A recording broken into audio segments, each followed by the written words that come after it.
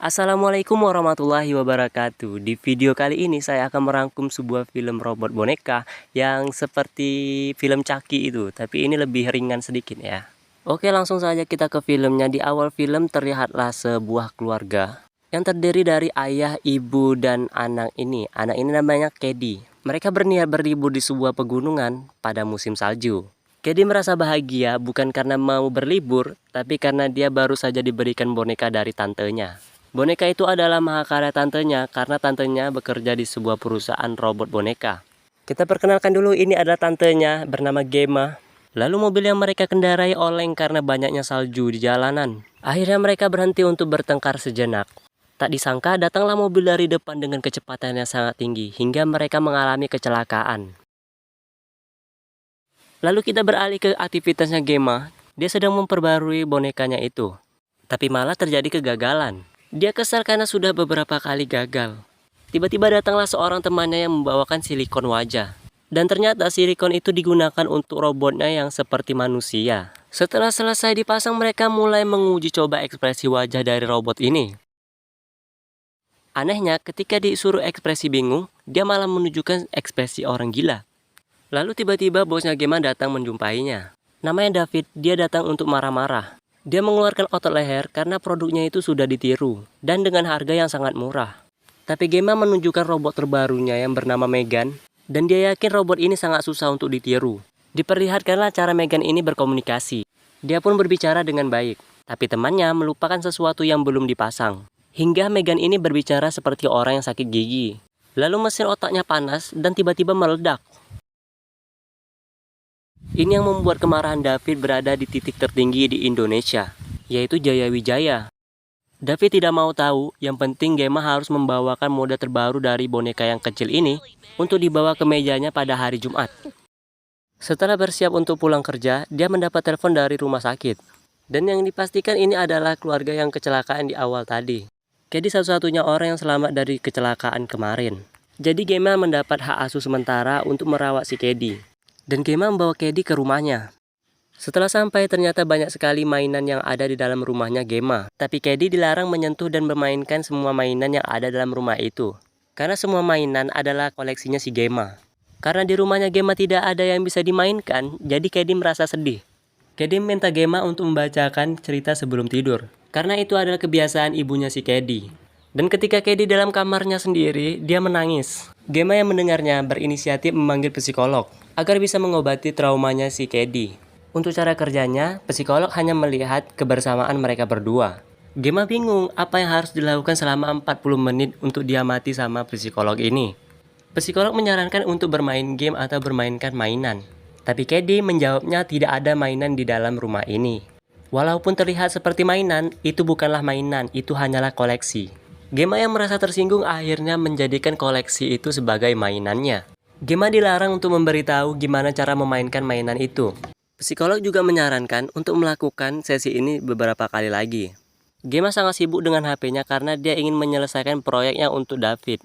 Gemma juga meminta pengertiannya si Kedi karena pekerjaannya. Dan dia memberikan tabletnya agar Kedi bisa bermain sendiri. Pada malam hari, Gemma mengerjakan pekerjaannya dalam rumah. Lalu datanglah Kedi membawakan gambar dan dia menjelaskan tentang gambar itu. Gemma meminta pendapat Kedi tentang boneka yang akan dia buat. Kedi menganggap boneka itu membosankan. Dia lebih tertarik dengan robot besar yang dibuat oleh Gemma. Dengan senang hati Gemma menunjukkan cara kerja robot ini.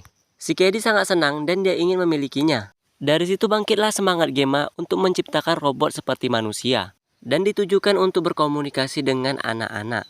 Setelah semuanya selesai, David pun mendatangi mereka dan meminta purwarupa robot yang kecil. Tapi Gemma malah menunjukkan robot terbarunya.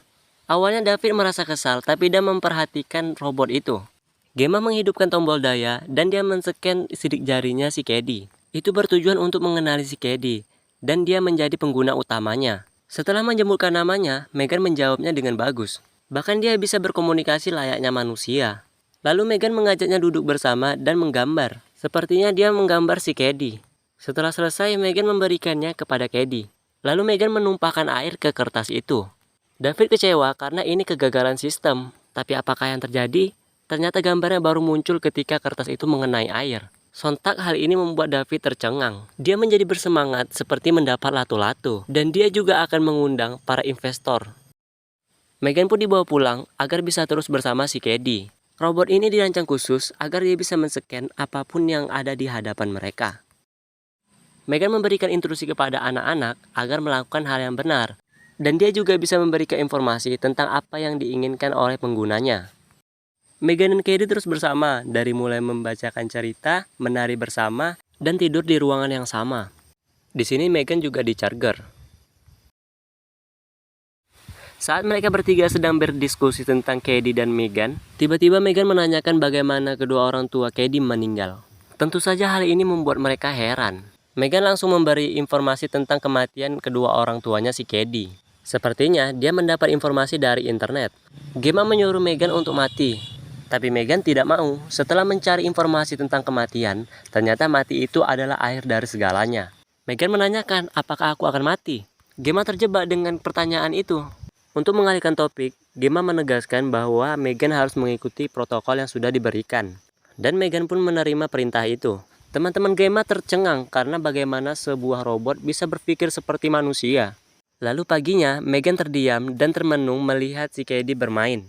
Karena kehilangan satu anak panahnya, Cady menanyakan Megan apakah dia melihat anak panahnya. Megan pun memperhatikan lingkungan sekitar untuk mencari anak panah. Dan ternyata anak panah yang hilang itu ada di halaman tetangganya. Sebagai robot yang baik hati dan tidak sombong, Megan mengambil anak panah itu. Dan pada saat akan mengambil anak panah itu, tiba-tiba tangannya Megan digigit oleh si anjing. Cady yang melihat, dia langsung berlari untuk menyelamatkan Megan. Dia juga berteriak memanggil si Gemma. Tapi Gemma tidak mendengarnya karena dia sedang memakai headset. Selain menggigit kepalanya Megan, dia juga menggigit tangannya si Cady. Dan berteriak dengan keras. Gemma yang mendengarnya langsung berlari menjumpai si Cady. Dan tetangganya juga keluar. Gemma sangat marah dan naik otot lehernya. Karena tidak bersalah, tetangganya pun tidak mau kalah. Gemma bersumpah akan menyuntik mati anjing tetangganya itu. Pertengkaran itu berakhir setelah Megan mengingatkan Gemma untuk melakukan penanganan kepada Cady. Megan juga melihat tetangga itu dengan sinis. Sepertinya Megan menciptakan rasa dendam.